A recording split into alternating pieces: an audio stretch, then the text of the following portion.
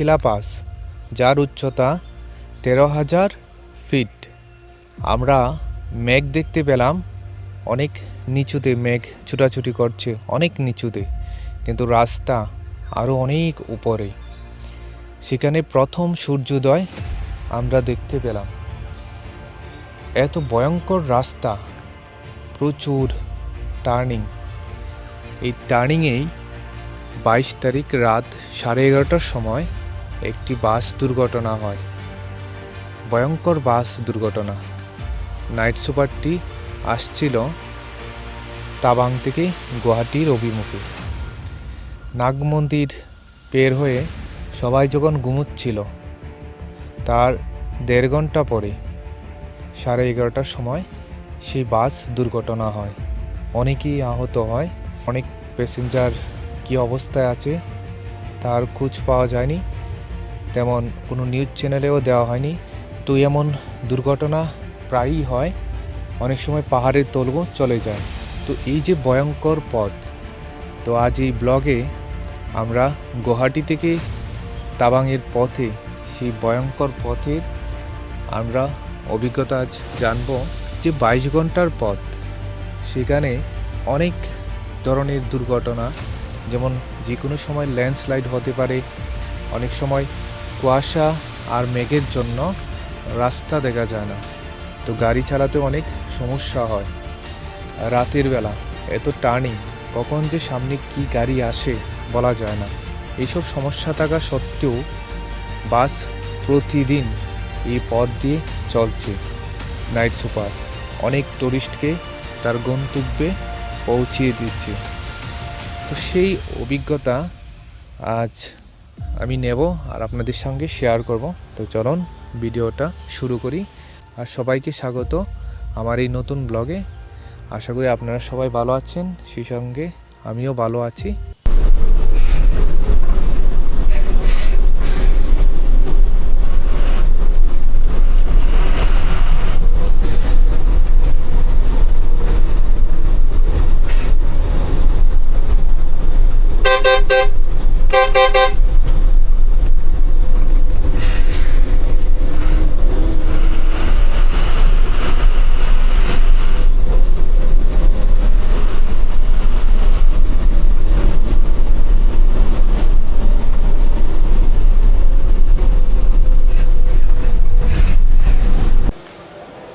Finally তাবাংয়ের জন্য রওনা দিলাম।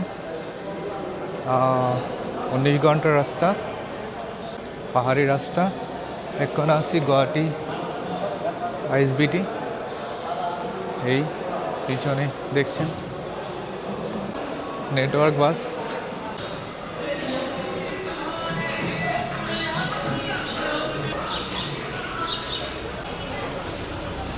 दिरांग जाने वाला बस कौन सा? दिरांग जाने वाला? दिरांग दिरांग दिरांग नेटवर्क। दिरांग हाँ, दिरांग अरुणाचल। कौन सा नेटवर्क बस कौन सा रहेगा? दिरांग पे ये भी जाता है, लेकिन अभी आपको कौन सा टिकट है? 11 बजे ही इसका पूछ लो एक बार। कुछ नहीं, यही है ना? ठीक है, यही है। हाँ, এই হচ্ছে আমার নেটওয়ার্ক বাস। এই বাস দিয়ে সফর করব।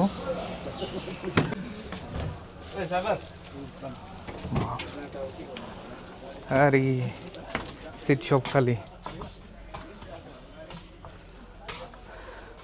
900 টাকা নিল, সিট নাম্বার 27। এই দেখুন বাস।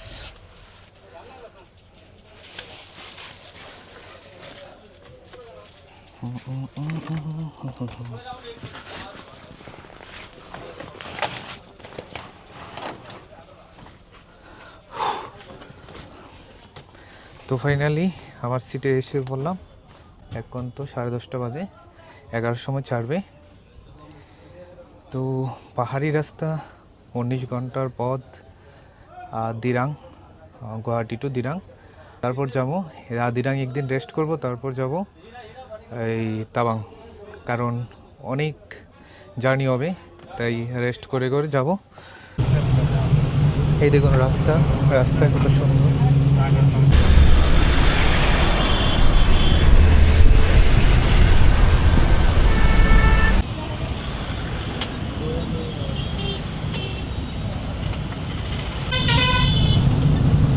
কি সুন্দর ভিউ।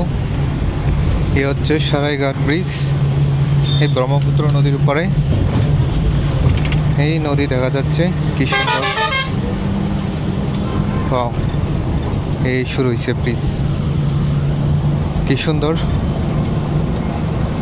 সারাইঘাট ব্রিজ। এই অনেক দূরে একটা পাহাড় দেখা যাচ্ছে, মাঝখানে নদী, ব্রহ্মপুত্র নদ, কি সুন্দর।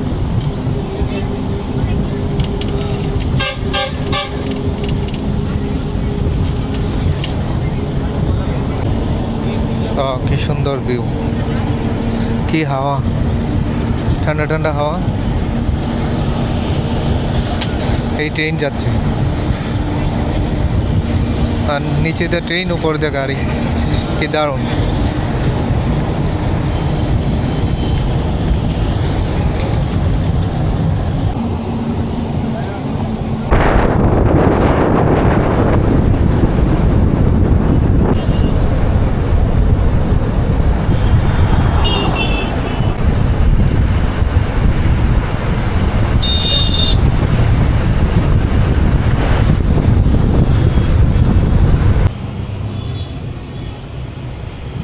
দুদিনের জার্নি তো একটু কেমন হয়ে গেছে। আর ম্যাপে তো দেখায় যে গুয়াহাটি থেকে অরুণাচল প্রদেশ সামান্য একটু জায়গা, কিন্তু বাস্তবে অনেকটা দূর। এই যে বাস চলছে 11টা থেকে, এখনও আসামের মধ্যে আছে, আর অরুণাচল প্রদেশের যে বর্ডারে, সেখানে আসতে আসতে বেশ সময় লাগবে। এমনি বাসের জার্নি ভালোই, ফোল্ডিং সিট, কোনো সমস্যা নেই। আর দুদিকের ভিউও খুব সুন্দর, সবুজ গ্রিনারি, এই রাস্তাও সুন্দর, ভালো গাছ আছে, লম্বা লম্বা গাছ, ঠান্ডা ছায়া দিচ্ছে। ডিরাং আমাদেরকে নামাবে রাত্র 1টা-1:30 বাজবে, তো তখন আমরা নামবো। আর একটা আছে বমডিলা বাস, সেখানে বোধ হয় আইএলপি দেখাতে হয়, আইএলপি চেক করাতে হয়। আর আমি তো আইএলপি অলরেডি অনলাইনে বানিয়েছি, 500 টাকা পড়লো, তো আপনারা করতে পারেন এটা। আর ভালোই জার্নি। আর এই বাসের বেশিরভাগই খালি, অনেকটি সিটি মানে ফাঁকা পড়ে আছে।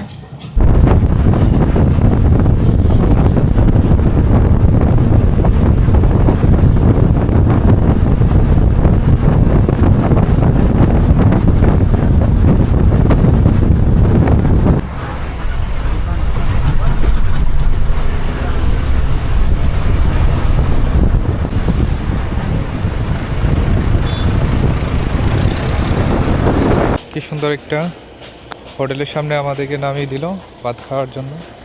এই দেখুন কি সুন্দর ডেকোরেশন, বাঁশ সন এইসব দিয়ে।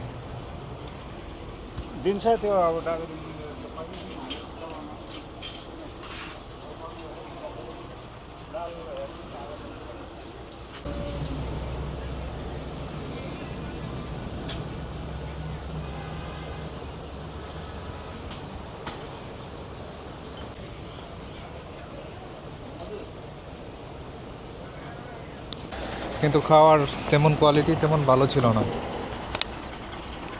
পেটে খুব খিদে লেগেছে, তো কী করতে হবে, চা খেলাম।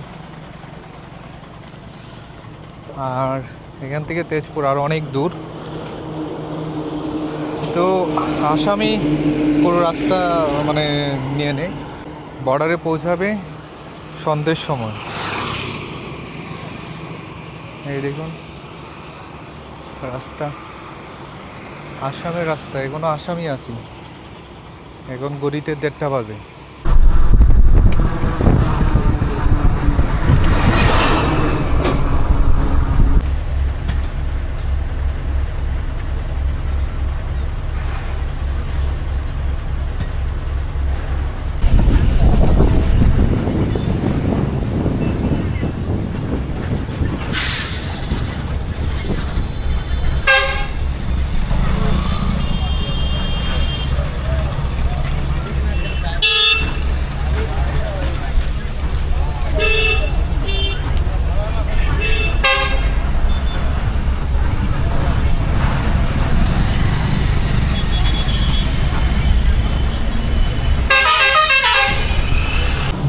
এখন আসি তেজপুর।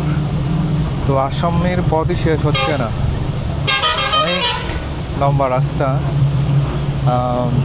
বিশেষ করে আসামেরই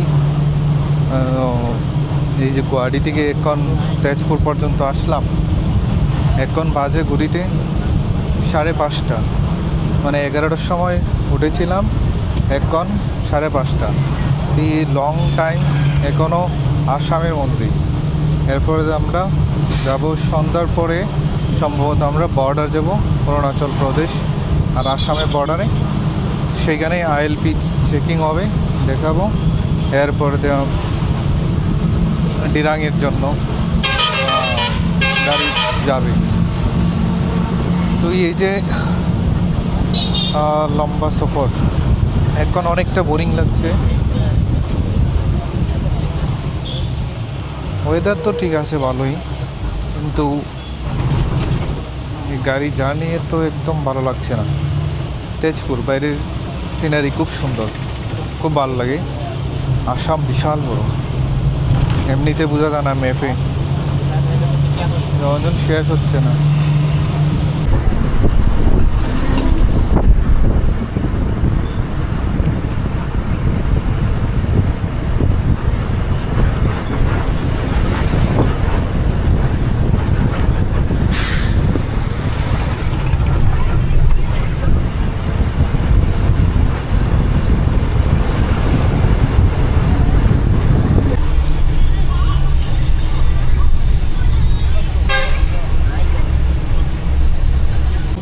অন্ধকার হয়ে গেছে, তো এখন আর কিচ্ছু দেখা যাচ্ছে না। এখন আমরা বর্ডার পৌঁছাইনি, কিন্তু এখান থেকে দেখা যাচ্ছে অরুণাচল প্রদেশের যে পাহাড়গুলি ওই দূরে।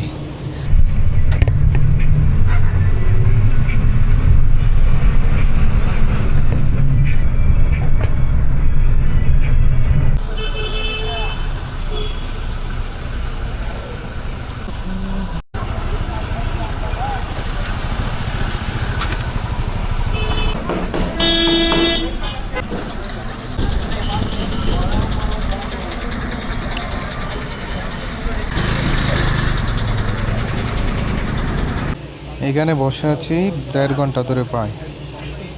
অনেকে আইএলপি বানাতে গিয়েছে, তো এখনও শেষ হয়নি, তারা বানাচ্ছে। আর এখানে প্রচণ্ড লাইন। অফলাইনে বানাতে গেলে 3 দিনের জন্য 150 টাকা লাগে, আর 14 দিনের জন্য 500 টাকা। এই জায়গাটার নাম হচ্ছে ভালুকপং। তো এখানে হচ্ছে বর্ডার, অরুণাচল আর আসামের বর্ডার। এখানেই সব চেকিং হয়। আরও অনেক দূর রাস্তা, যা শুরু হলো। ইচ্ছে তো ছিল ডিরাং যাওয়ার, কিন্তু যদি দেখি যে 1টার সময় ডিরাং পৌঁছে দিল, তাহলে আর ডিরাং দাঁড়াবো না, তাবাং চলে যাব।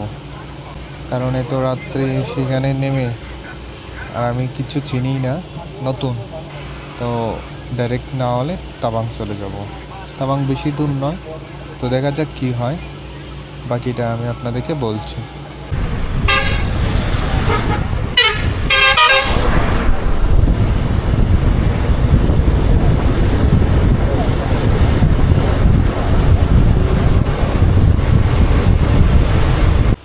এই সামনে হোটেল, রাত্র 11টা বাজে।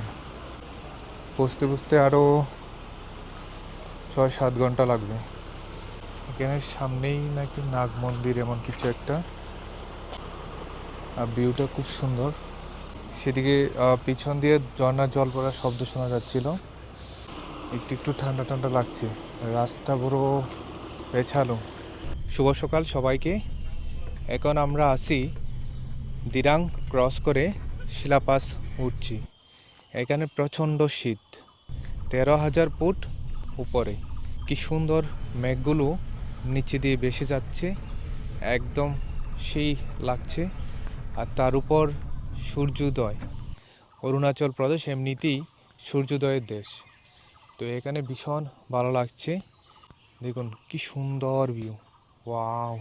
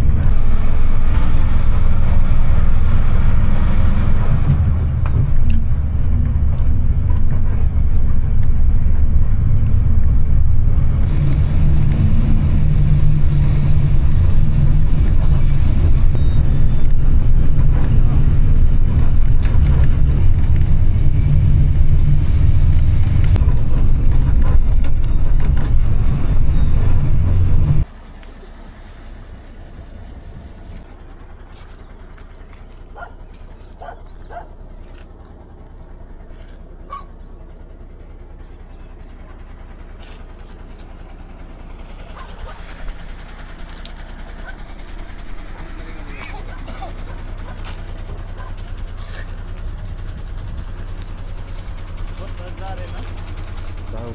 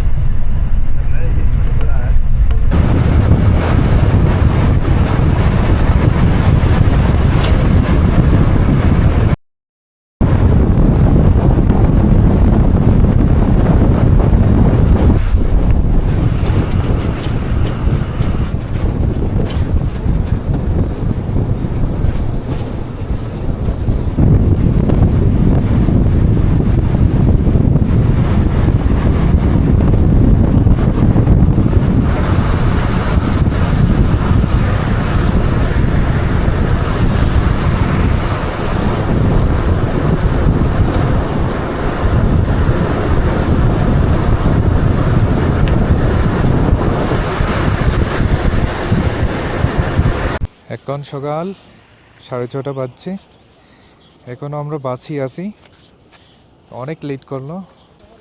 কি সুন্দর জায়গাটা, দারুণ। আর পিছে একটা ছোট একটা মনিস্ট্রির মতো আছে, তো আমাদেরকে এখানে নামিয়ে দিল চাটা খাওয়ার জন্য। কিন্তু এখানে চায়ের দাম অনেক বেশি, সব কিছুর দামই এখানে বেশি, কারণ অনেক পাহাড়ের উপরে। আর ওয়েদার প্রচণ্ড ঠান্ডা, রৌদ্র পড়তেছে সকাল সকাল, তো দারুণ। আর এখানে সবচেয়ে প্রথমে তো সূর্যোদয় হয়, তো সেটাও খুব সুন্দর মজার। এই মাত্র 6:30 বাজে, কিন্তু কত রৌদ্র। এই কি সুন্দর এখানে ছোট ছোট স্ট্রবেরি। এই যেখানে জঙ্গল দেখা যাচ্ছে, এখানে প্রচুর স্ট্রবেরি আছে। এই দেখুন, এই এটার ভিতরে আছে এই একটা, এই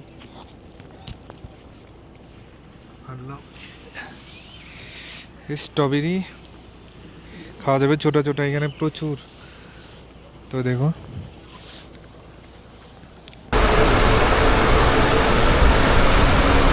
हाथ काट लेता है, बहुत ठंडा है। हाँ तो ठंडा है, बर्फ पड़े रात में आप सिटी में चाहिए।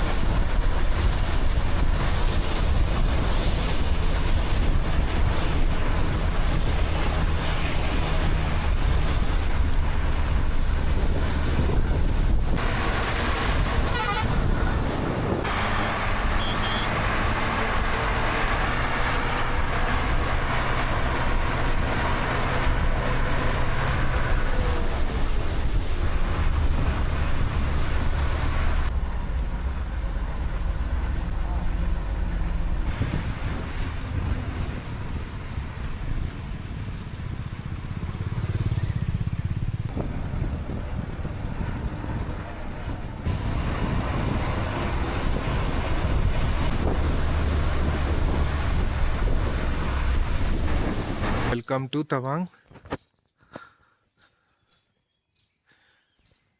এই আমরা প্রবেশ করছি তাওয়াং। 22 ঘন্টার পথ ছিল, বাপরে বাপ যে কষ্ট। আর সুমোতে আসলে 10-12 ঘন্টা সময় নেই, কিন্তু সমস্যা হচ্ছে সুমোর যে সিটগুলো সেগুলো তো হোল্ডিং করা যায় না, যার ফলে অনেকক্ষণ সময় বসে থাকতে বড় কষ্ট হয়। নেটওয়ার্ক বাস ভালোই ছিল, হোল্ডিং করা যায়, পাশের সিটগুলো ফাঁকা ছিল, তো পাটা ছড়িয়ে মিলিয়ে বসা যায়, সমস্যা নেই। কিন্তু সুমোতে সেই সমস্যা থেকে যায়। যাই হোক, পার্সোনাল ভেহিকেল হলে তো আরও ভালো, বাসও ভালোই কিন্তু লেট করে, এটাই একটু যা সমস্যা, নাহলে তো ঠিকই ছিল।